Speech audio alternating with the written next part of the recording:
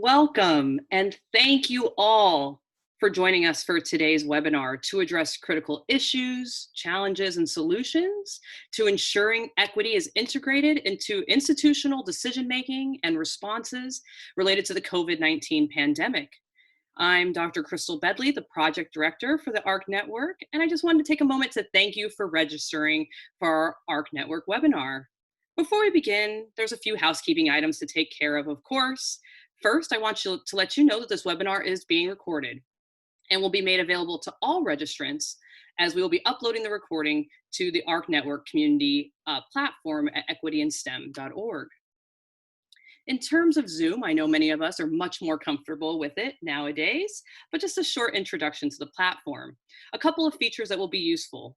First, if you hover your mouse over the bottom of the Zoom window, you'll see a number of different menu options. In the center are options for the Q&A and chat. So if you have questions for our panelists, please feel free to populate the Q&A. That gives you an opportunity to upvote questions as well, that if you see another question that sparks your interest, and we can make sure to address those throughout today's conversation.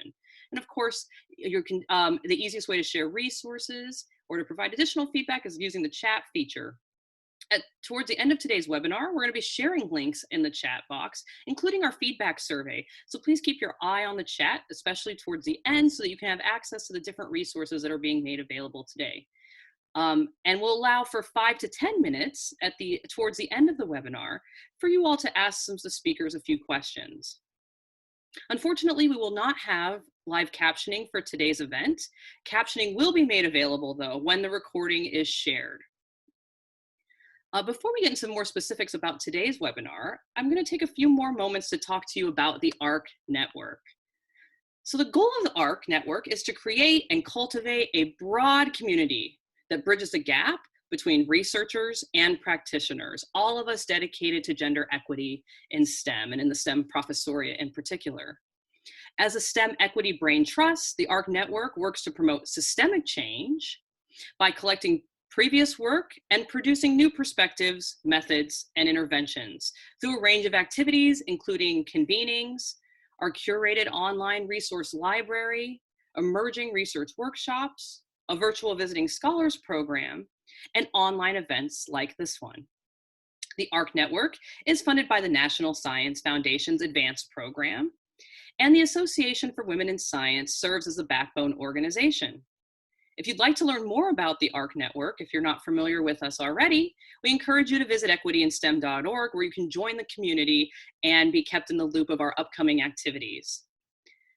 The ARC Network is also built on a really valuable framework that integrates what we call the 3 I's, which stand for inclusion, intersectionality, and intentionality. To this end, we strive to ensure that our work accounts for different social stratifications that intertwine and determine the inequities that folks experience.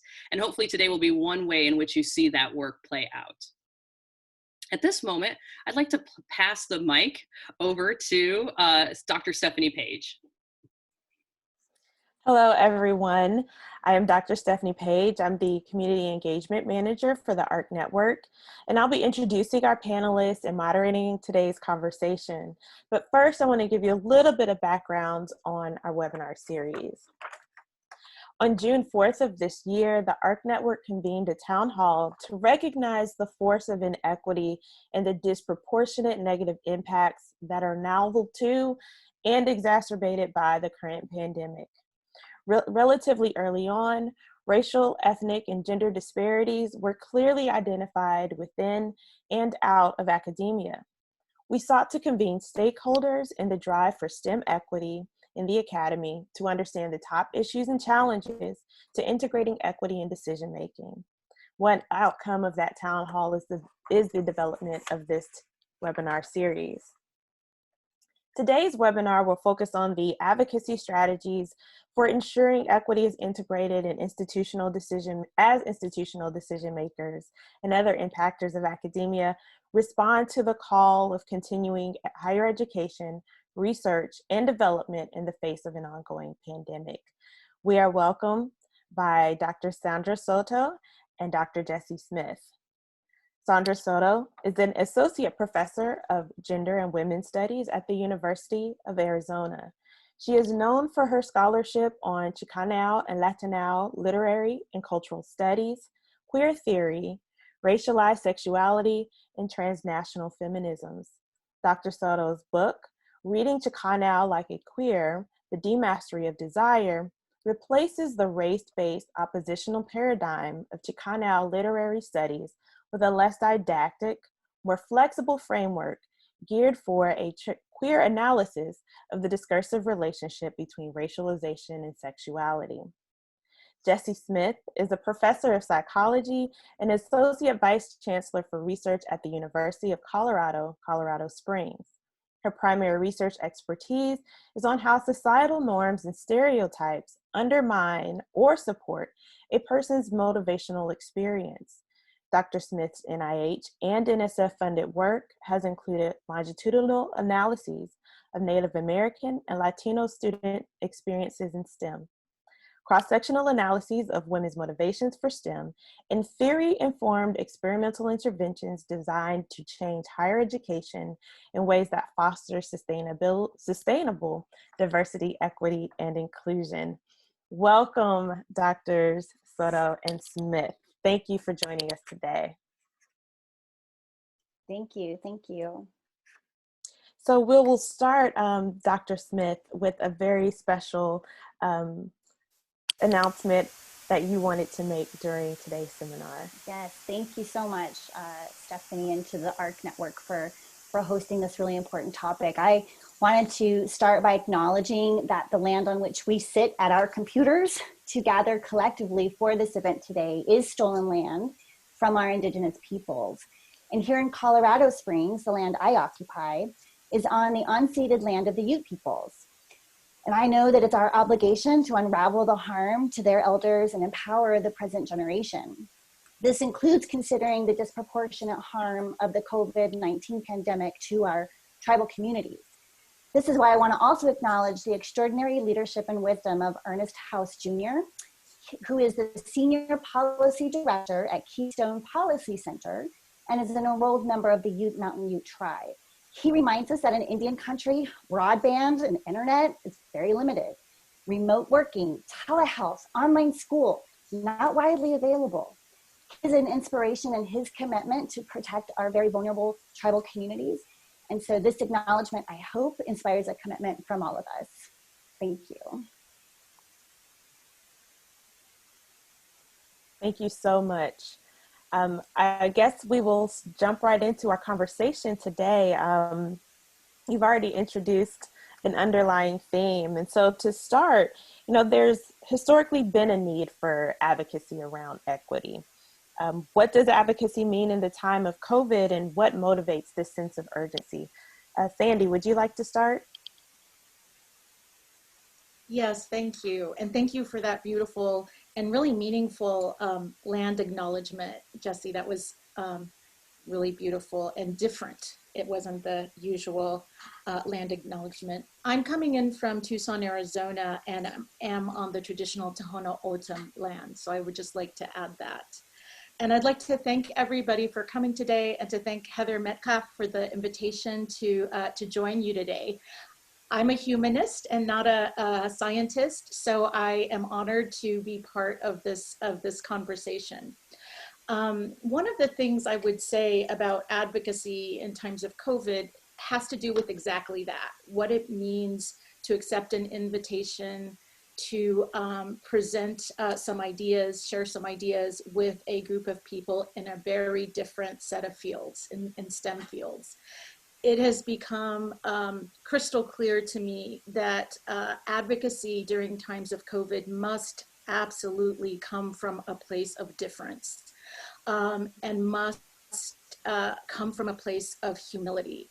As I often do, before COVID, during COVID, in my classes and my presentations, I invoke or evoke the great Audre Lorde, who throughout her lifetime of amazing work said again and again in so many different ways that the only way to change social relations and end human suffering is to work at the point of difference. And so there's a lot of difference here in the Zoom. There's difference that is being brought into sharper relief during COVID pandemic times. There is your commitment in the ARC space to equity, which is also about difference, right? The difference that racialized scholars and students face at this moment. So humility and working across difference is itself, I would say, something that's really, really important to me during these moments. I imagine that the main reason that I was invited to participate in this forum today is because of my work at the University of Arizona to build a union, to unionize. And so I'm very happy to talk about that. One of the things that enabled my colleagues and I to build a union quickly, we built it really, really quickly in a red state, at a university that it had been unimaginable to think of unionizing in the past. There had been in 2001 effort, a very short-lived effort to unionize, but we were able to unionize pretty quickly on the heels of COVID, only because there had been pockets of activism before COVID. So it really does matter how we live our lives before a crisis confronts us. Because we had been so, when I say we, I mean a loose group of faculty and largely graduate students had been organizing on this campus for a variety of reasons the years leading up to COVID. We were able to reassemble fairly quickly and with trust when the university first started to announce very draconian furloughs, pay cuts, and more importantly, when they started to lay off hundreds of our colleagues at the University of Arizona. The main thing I would say that is important and that I'll be talking about throughout the time that we have together today is refusing individualism. And that is so hard to do. It's very easy to say that neoliberalism and privatization encourage us to think in individual ways, and that the university is incredibly cutthroat and hierarchical and feeds on and expects that individualism. But now we really have to, I think, under times of COVID, which is about life and death, right? And a vulnerability to premature death.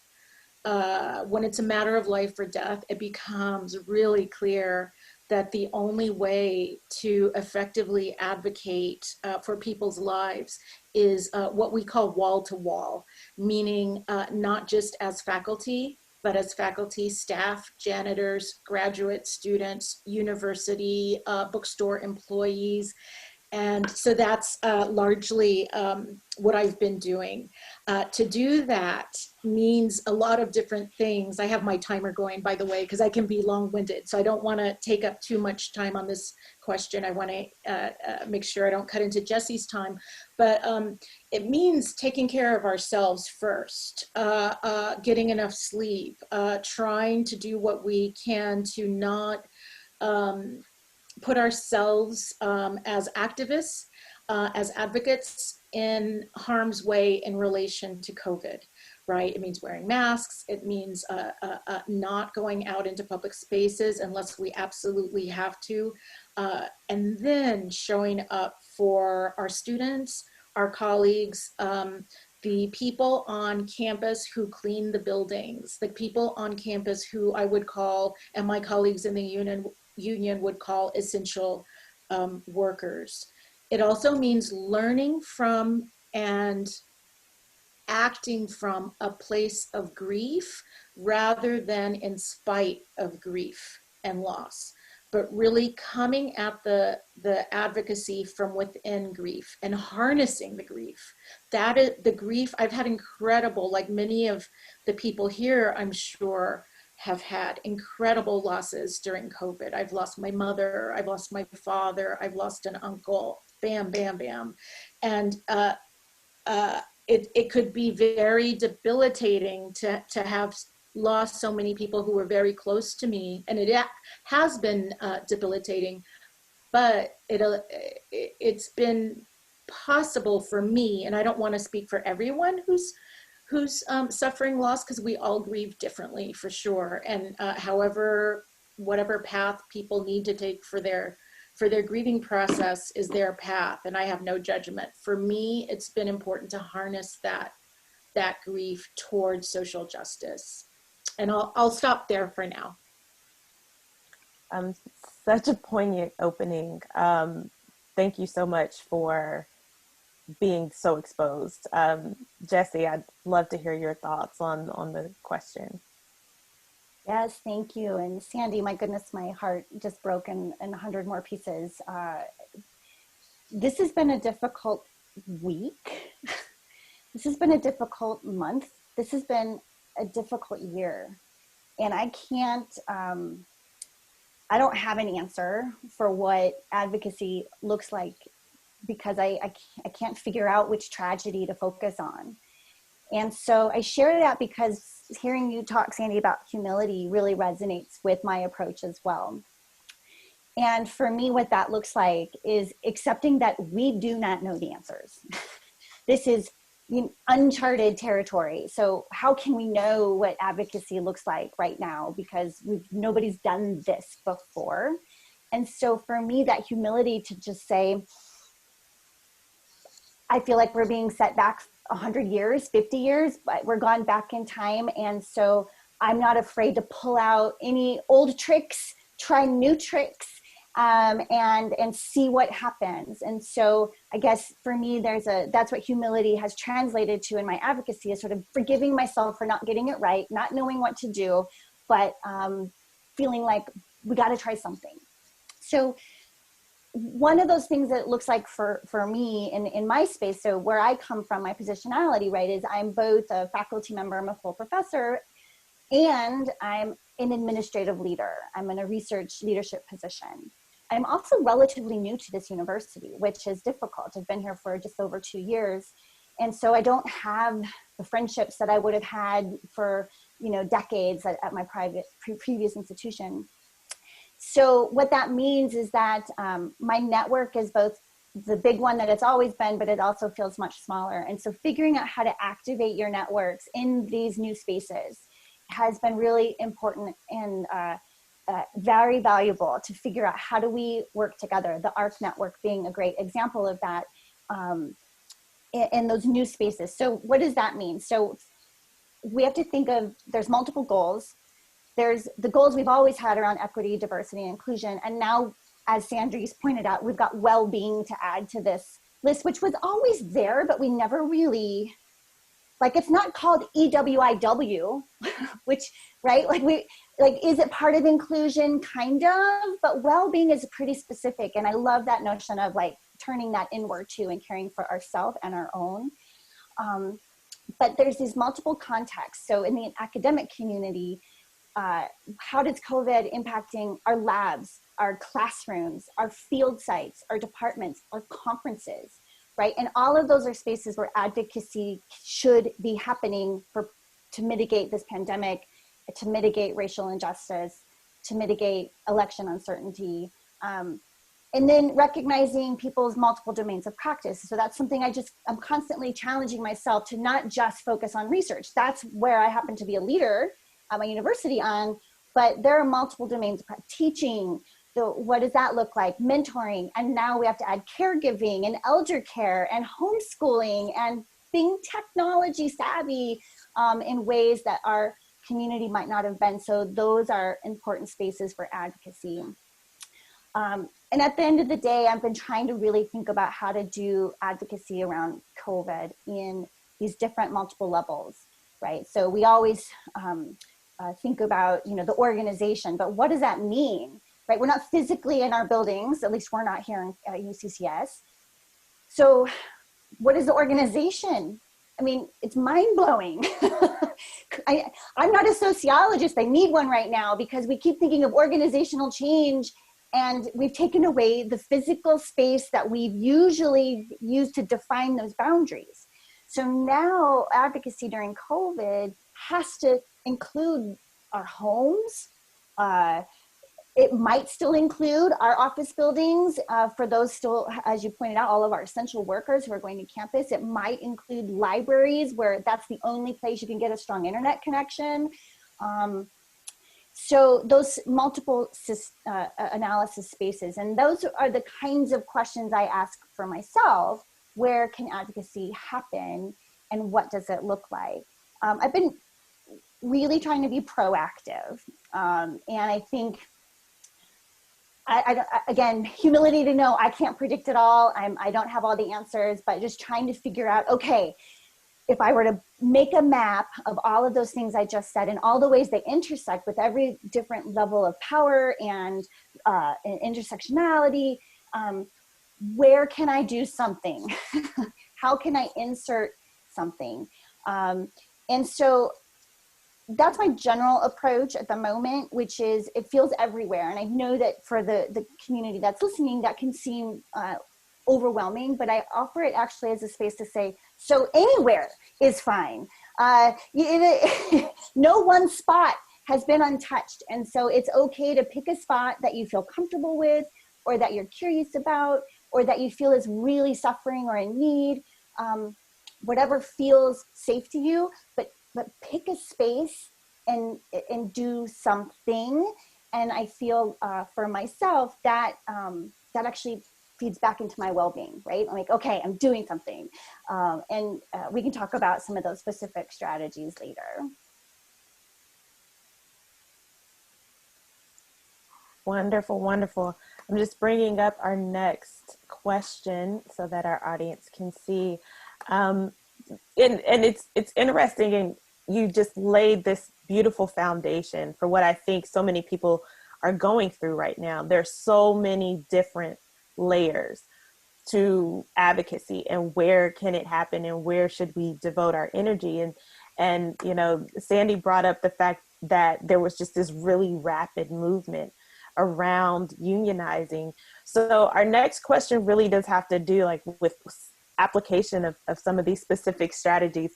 I chuckled a little bit when you said kind of going back and pulling out some of the old tricks. So I'm really interested to hear your thoughts on this question specifically.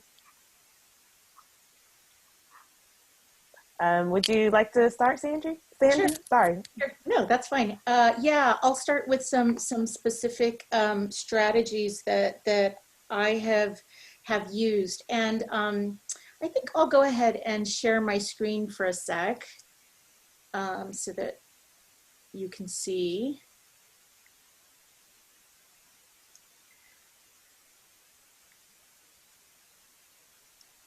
Okay, so let me go to a different slide here.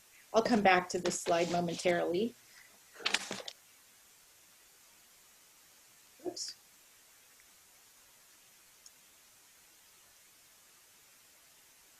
Okay, this is two quotes from a blog post that I highly recommend that everybody read. It's the recommended reading that I did share with Stephanie, and so I'm sure that it will be distributed even just in a slide at the end of today's webinar, but I want to hit the framing of the piece. The first couple of sentences and the last few sentences. And it also ties into it being Kathy Davidson, the author's argument here, ties into what I was saying earlier about coming from a place of grief and loss rather than in spite of.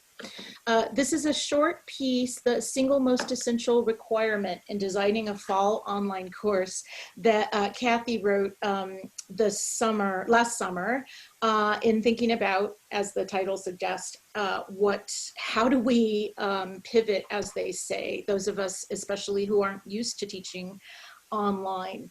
And her very first two sentences here: let's start the week by repeating, that a summer of planning for better online learning this fall will be wasted if we do not begin from the premise that our students are learning from a place of dislocation, anxiety, uncertainty, awareness of social injustice, anger, and trauma.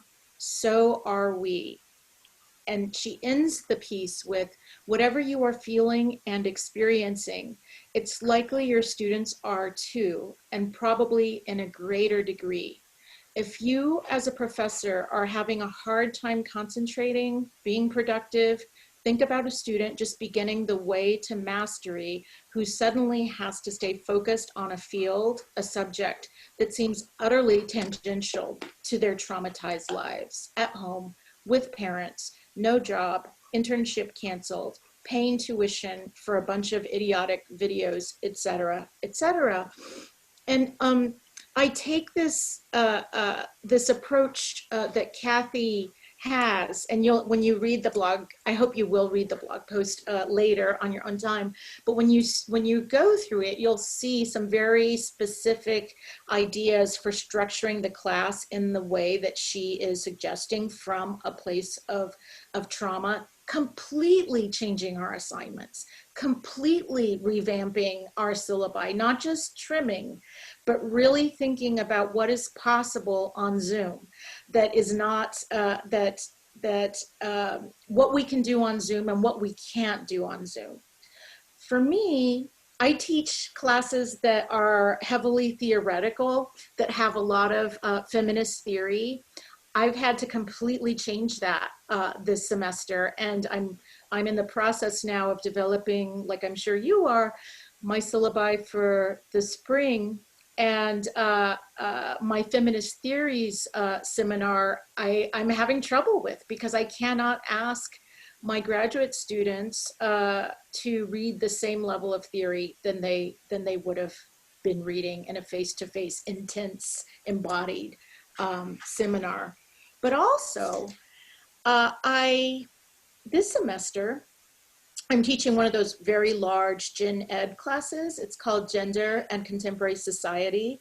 I have 3 TAs, breakout sessions on Fridays, and 111-ish students, most of whom actually show up amazingly. I don't even take attendance, but they show up, almost all of them, every Monday and Wednesday for synchronous meeting times.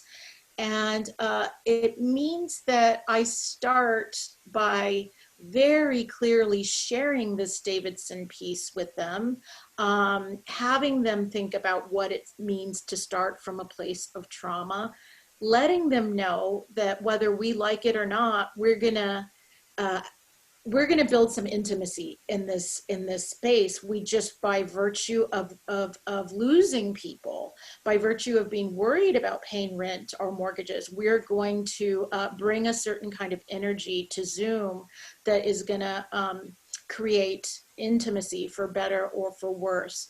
I can't tell you how much they appreciate this and the carrying it through all semester long. And sometimes, when a student, I hear a student's voice quivering, sometimes stopping and saying, okay, we're not going to discuss the essay that I asked you to look at for today. We're going to check in with each other, which is not easy in a Zoom space of 110 or so people. A lot of my students are POC. A lot of my students are BIPOC, Black, Indigenous, people of color. And so I also start from a place of really grounding Ruthie Gilmore's definition of racism. Racism is the state-sanctioned and or extra-legal production and exploitation of group-differentiated vulnerability to premature death. This is the best definition of racism that I know of.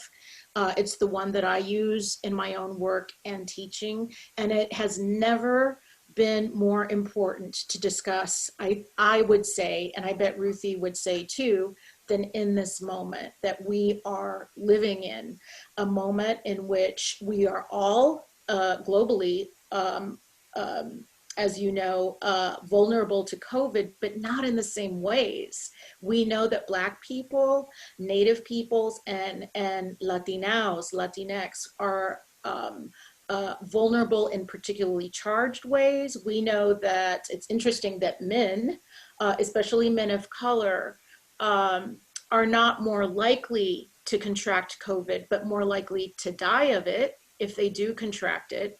So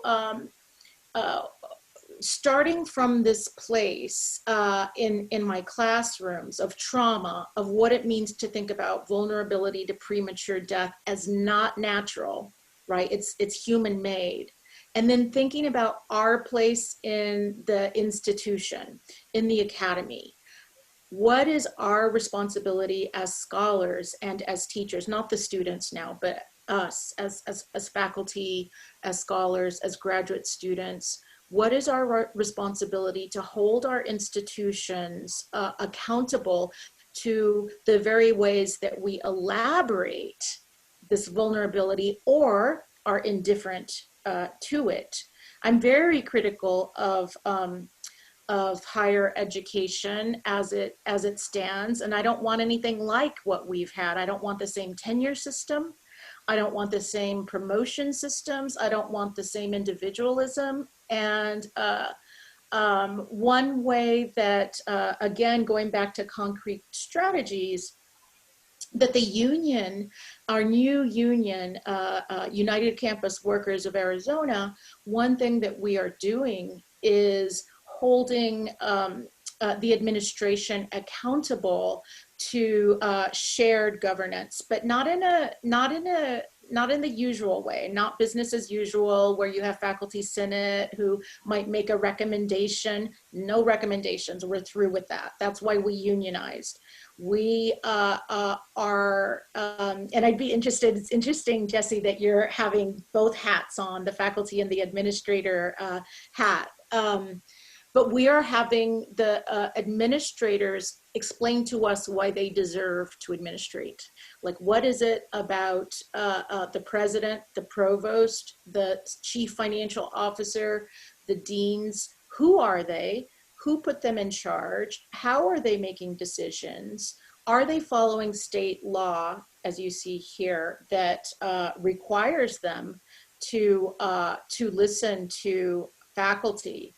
This is just a visual for you. The union that we now have grew out of a grassroots effort called CAWA, the Coalition for Academic Justice. And I just wanted you to see the very first flyer that I put together.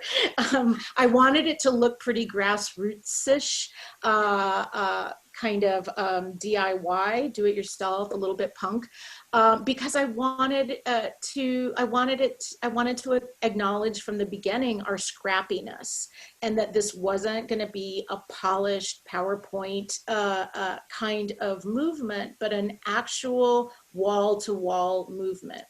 And on the right here, this is a screenshot from Twitter. Is one of the many images that my colleague Rux has made for CAWA and our union that is hand rendered. She's a beautiful artist and intellectual and activist and scholar, professor, and she makes many of our ephemera, many of our flyers. And I think that the hand renderedness is really important, again, for showing not just scrappiness. I mean, I'm not sure if you know what I mean, or even what I know what I mean by scrappiness, but just that this is something new and untried, and it's not untried at other universities, although most unions at other universities are not wall to wall. This is taking, again, humility. I have learned more in working in CAWA and the union from the staff. Man, talk about humility. I thought I knew staff concerns. I didn't. I thought I knew contingent faculty concerns, graduate student concerns. I really didn't. And for me, it means learning to listen really well. It means learning to shut up. I have to, in my unions, in my union meetings, learn to use what's called stack. I don't know if you ever use stack in the chat, but I'm not allowed to speak until I'm a tenured faculty member. So I can't speak until the very end of the meeting. And that's really hard because faculty members are such loudmouths, right? And we think we know everything. And I'm also having to spend a lot of time in trainings where I thought I was an activist because, and I was an activist, but the union is like, hey, if you want to recruit for us, you have to be trained. You don't know how to recruit, believe us. And sure enough, I knew nothing about recruitment for the union. So it's so fun. I hope you'll do it if there is a union at your institution, or think about doing it. I'll stop there. Wow, not only has my head been shaking this entire webinar, but I have been doing like the rapid blinking to keep tears from just flooding from my eyes. There was so much that you said, and Jessi, I think there's also the highlight of you're being an administrator too. That makes me even more interested to hear, your response to the question and to some of what Sandy was saying. Well, I can summarize it. I'm a little bit punk, so I totally know what you mean, Sandy. That really resonates. It is interesting to, I'm a full-time administrator. I'm the chief of research. And what that means, though, is that I'm in the spaces that Sandy is just talking about, where decisions can get made. So I have an obligation to constantly say new things, try new things, and do new things. Knowing full well that at any time, my bosses could decide they don't like what I'm doing, and I would have to stand down, right? So that's a real thing that you have to figure out. It's sort of, you mentioned, I was also reading Lord's books again, and it's like that master's tools sort of notion of, okay, well, I really only have those tools in front of me right now. So how can I use them effectively if I'm going to help during COVID? So some examples of what this looks like is everything from the logistics of how do we return to campus? What does that look like? Who has access, right? Because there's equity issues there. It's not just, I wasn't responsible for writing all of the plans for how we get our scientists back on campus first, because all their cells are going to die, their animals are going to die. Like there's actual life that happens in the bench sciences. So I need to make sure that they can have access to that. On the other hand, I have to make sure that their graduate students, they don't feel the pressure to collect the data the way they've had to collect it, or that they have to go in when they don't feel safe to go in because their faculty mentor is saying, you need to go in and feed the animals. So constantly saying and speaking up and writing sample communications for the university to send out that clearly states, and from what I understand about EDI, to say, making sure we're taking care of that pressure, removing those, trying our very best to attend to those power differences. I was put on a logistics team, which meant I was having to figure out what the stickers on the floor would look like. Now you might think, all right, well, I wondered who did that. So you're making stickers, and you know what they say? Stand 6 feet apart, which is ableist, right? And what if you can't see the sticker because you're visually impaired, right? So now what are you going to do? So these were the kinds of places where I could say, again, all right, we just turned the clock back 100 years, and now we need to remember ADA. And we need to make sure that we literally have accessible campuses for those who need to come. So access to campus also really came down for me during COVID, and this is still ongoing as we're working remotely still, and it's about communication.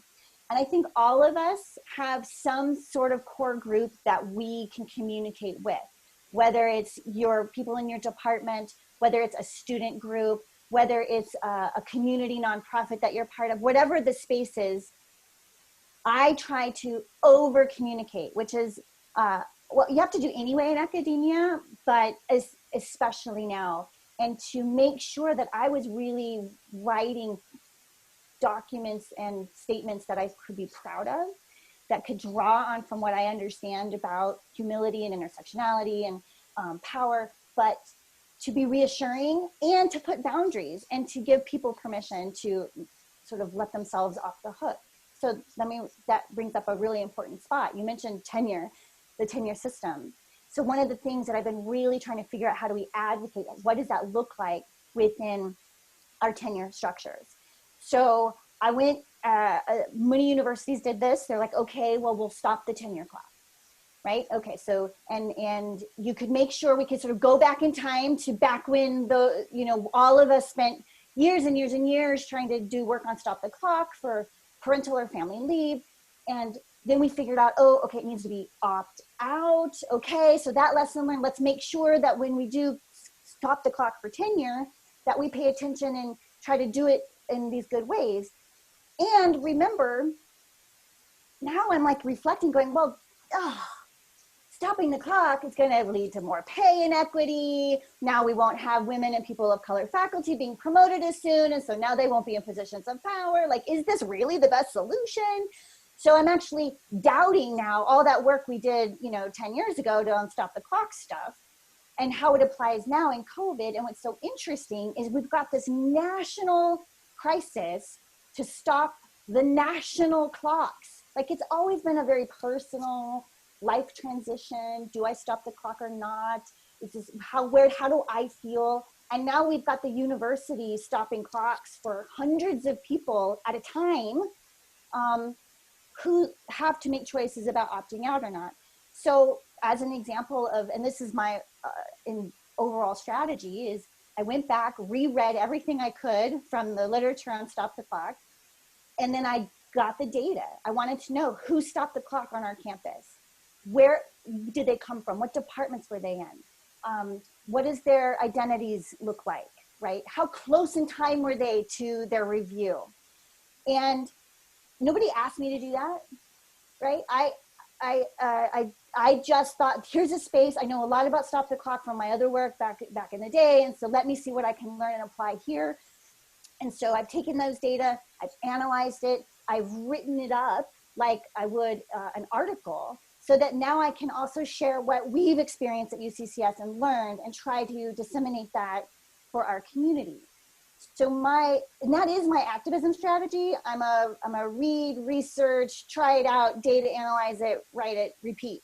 And so that's just an example of what data might be going at your organization. What might you have access to that you could use on your own volition to make sense of this?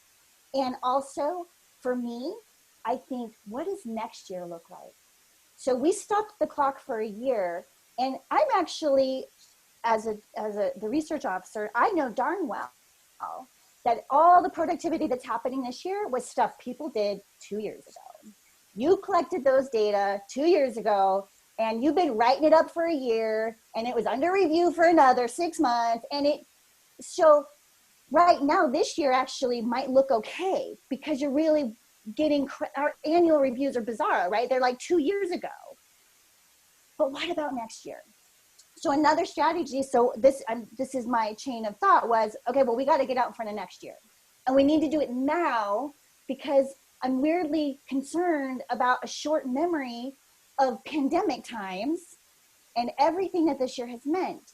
So if I wait till next year to do this, if I wait till 2022 when we're doing the next round of evaluations for 2021, it's too late.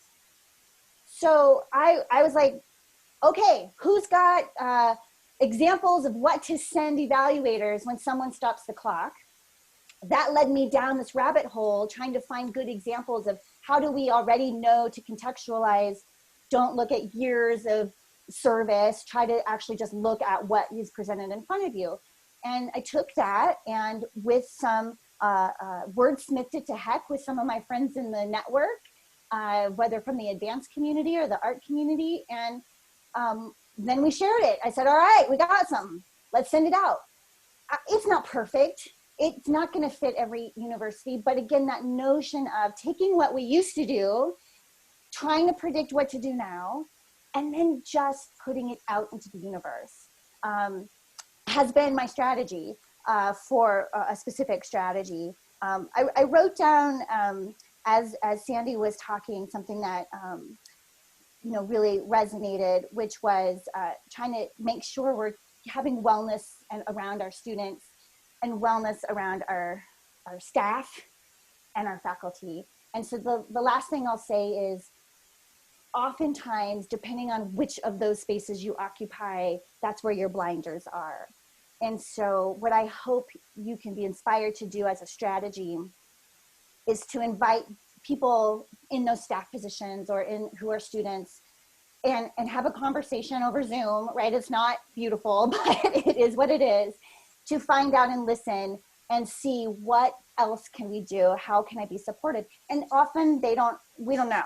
They're like, I don't know how you can help, but at least we're listening and can be heard, which is what I know Sandy was really emphasizing as well. And that notion of shared governance, it's like, I want to change it to something else, right? Like shared community or shared grievance, right? Like we're all grieving together during this time or whatever it might be. So I think that finding the spaces where you are and then just putting yourself out there. I'm not worried or nervous about retaliation. I have that luxury. I'm so lucky that I don't. But I always also tell my provost what I'm doing, right? So that is a particular space because I'm an administrator. I don't want to my provost to find out after the press gets a hold of it that I just did an expose of the UCCS Stop the Clock data. That I would have done that as just a faculty member, but in this space. So being sure to just be transparent. And that's been really valuable to be transparent in what I'm trying to do. And trying to push those impact statements, those evaluation letters that can we send out. How can I get those into the hands of deans and department chairs who are the change makers who have responsibility for seeing those through? And so again, just communication over and above what we were already trying to do. Yeah, this is really great. And we've had the chat popping off on this topic specifically about stopping the clocks. I just wanted to add some of that commentary, and people are really excited to see the statement that you were mentioning that you wrote. We also have a couple of questions regarding bold or creative ideas. I think it's really an empathizing experience to say that, well, we thought about this, we implemented it, we found it was wrong, we went back, right, which we usually don't do, to make sure we're doing this right. And I'm curious if you could talk about bold and creative strategies or ideas about stopping the clock, as well as some key takeaways from the research that you have been doing. Okay. Yeah, absolutely. So my idea, which is untested, is that instead of stopping the clock, right, that we say you're staying on the same timeline, and we're going to ensure that you are not penalized for all of the time you spent revamping your classes this summer, all of the not writing you did because you're too stressed out. So essentially, it's a stop the clock without stopping it, right? So instead of saying you're going to be evaluated for the 7 years, how about we say, let's go ahead and just call 2020 over, and you will be evaluated on 6 years worth of information. It's just that bold, right? And even though I know everybody in the planet understands the pandemic has happened, I am incredibly nervous that they will forget in 2, 3, 4 years when some of these very, very junior faculty are coming up for review. So that means that we have to actually put this in our official documentation. So that is one very bold strategy that I would like to see. We have talked about on our campus, what would happen if we just now retroactively totally changed everybody's workload distribution. We said in 2020, you were 90% teaching and 10% anything else you would like it to be. Because even if you only had one class that you were teaching, you know, Sandy, your experience of how you have your TAs, you have the students themselves, you are now, you have this new platform, all of those things, even if it was just one class with your 110 students, you've just described how complex that is and how hard that is. Let alone, what if you have 3 classes? And now spring is looking the same way, right? At least at our university, we're talking about, do we cancel spring break or not? So to say, could we go back in time and just say everybody's workloads is their teaching, and we are definitely not using the same teaching evaluations that we've used. I really think that's, yeah, sorry to cut you off, but I just wanted to jump on that and say, yeah, like I think that we can't do tenure anymore in the way that we used to do tenure, not just because of COVID, but because of the disinvestment in higher ed by states and by the federal government. And so I was just in a webinar as an audience member yesterday for my college. I'm in the School of Social and Behavioral Sciences, and our dean was talking to us about the dire budget situation and how our college is going to have to shrink. And one of the things that he said is, we need to teach more. We need to teach more. The dollars follow tuition. The dollars follow students. That they don't follow research. Like the grants and that sort of thing. That's not, it's all to 85% of our budget comes from tuition. And so it's really going to change the way that we think about Research One institutions. U of A is a Research One institution, but it's clear that we're being told that if we want our colleges to survive, we need to really focus on teaching right now. And so it would be really horrible if the tenure requirements didn't reflect that shift in thinking. I mean, meanwhile, we should be advocating for reinvestment in the institution so that people do have support for research. But yeah, I like the idea of changing the work requirements. I mean, the work distribution. Load. Yeah. Distribution. You know, what's interesting, and I'll jump on what you just said there too. I just want to, and this is just my vantage point, of course, but for many, myself included, research is what brings me joy. Research is what fills me up. And luckily, I do research on really terrible topics, and so I'm weirdly used to downer research. And for those of us who do this kind of work and you're like, woohoo, there's a terrible significant difference in my data, it's a strange mental thing that happens when you're like, I'm going to now spend a year writing about this horrible inequity and reviewing literature that just details all the other horrible inequities.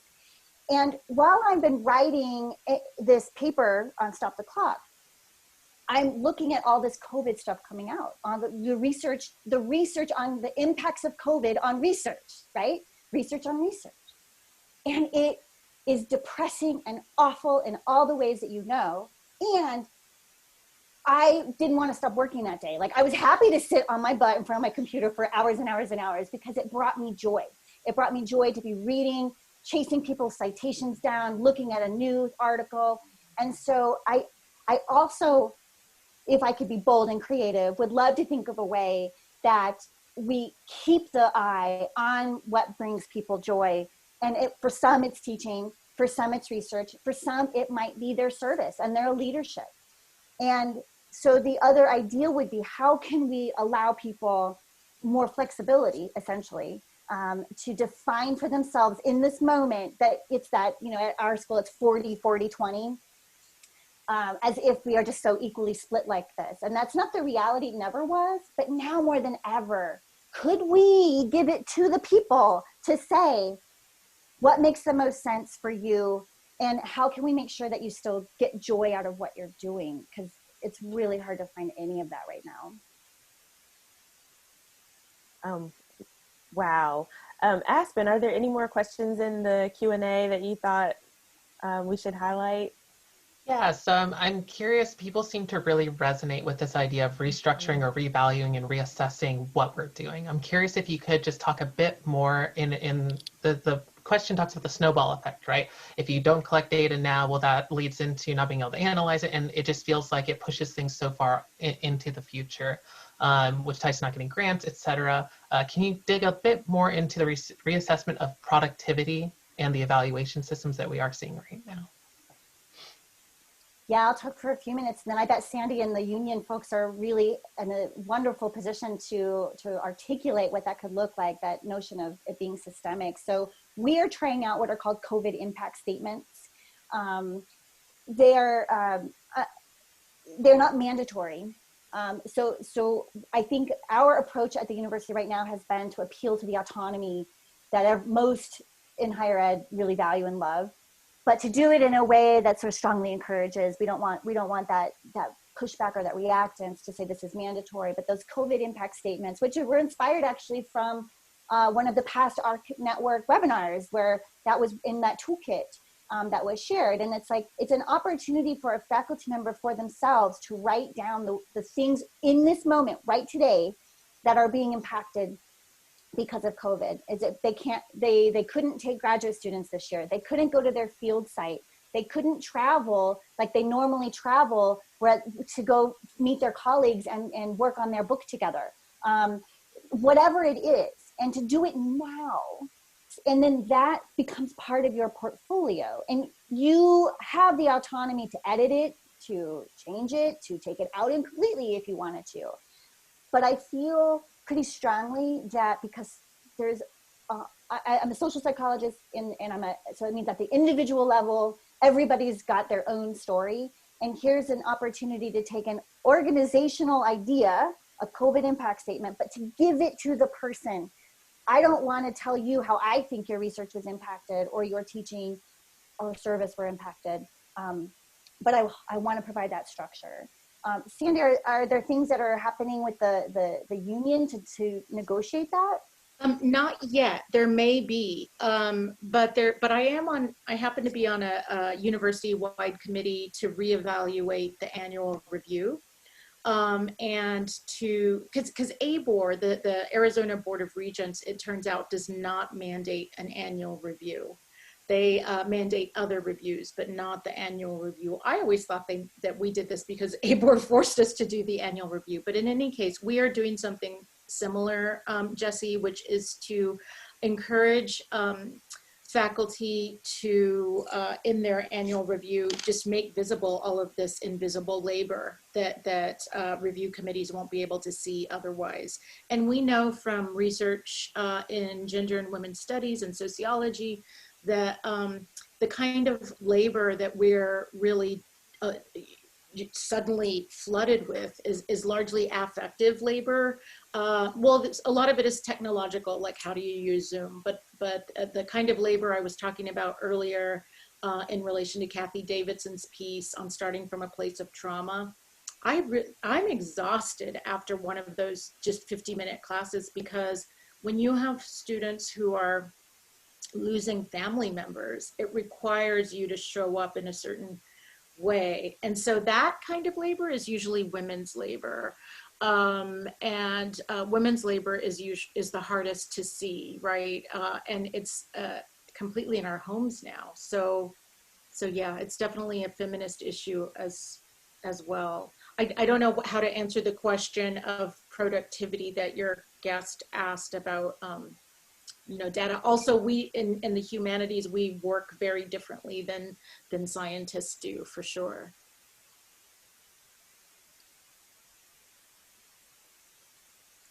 Wow. I'm still wowed, and I'm sure everyone can see the water welling in my eyes. This has been such an incredible conversation. At first and foremost, want to say thank you, Jessi and Sandy, for the incredible amount of vulnerability and exposure and humility that you shared with us today and that you displayed today. I am clearly profoundly touched. As we transition to Crystal to close us out today, I do want to take a brief moment to show our audience some of the resources that were discussed today. And actually, you both have overlapping resources in some of the books that that Jessi has shared Sandy talked about them a little bit or referred to them a little bit today. So I will do that. And as I'm doing that, Crystal will prepare to close us out. So I am going to share screen again. And wow, just thank you so much. And so here we have the reference from Kathy Davidson that Sandy brought up. I also dropped that in the chat earlier, and this will be sent to everyone in our follow-up emails. And then we also have from Jessi some of the resources that she wanted to share with our audience today. And again, we will make sure that these are sent out in our follow-up communications with attendees today. So thank you again, and I will transition to Crystal. Great, thank you. Let me get my hands on that diversity resistance book, right? In so many ways, it feels like what you've shared today is really leading the resistance. You've given us so much food for thought. I really feel like we're just getting started. I look forward to continuing the conversation with you all, with everyone at ARC, about how we can continue to push for greater equity and to leverage this moment in particular to make that change happen, right? I feel in some ways that there was no greater moment to do it than now. The time is now. And so thank you for reminding us of that. Once again, thank you, Dr. Soto and Dr. Smith, for your time this afternoon, and especially for doing the critical work on the ground and having the conversation. Thanks to everyone in the audience for joining us today. As always, your input is valuable. It is invaluable in many ways and valuable to us. So if you could please fill out our feedback survey. We see some folks have shared some comments in the chat. We appreciate those as well and are grateful for everyone's participation. The link to our feedback survey is now available in the chat. So please click on that. It'll take you 5 minutes tops to do it. So I always encourage folks to do it now. And in this time of uncertainty, I will hope we all can rely on our collective vision and mission for a more equitable and just future in the professoriate and beyond. And thank you all today for your time. It was a real pleasure.